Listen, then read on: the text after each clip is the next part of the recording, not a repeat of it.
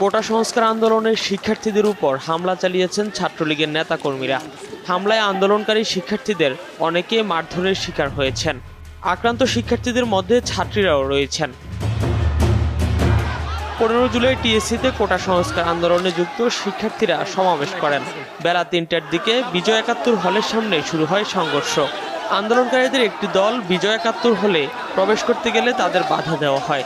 এ নিয়ে ছাত্রলীগের নেতাকর্মীদের সঙ্গে তাদের সংঘর্ষ শুরু হয়।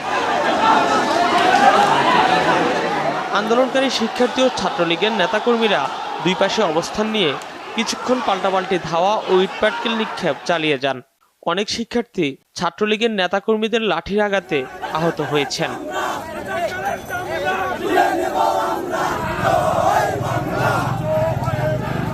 No!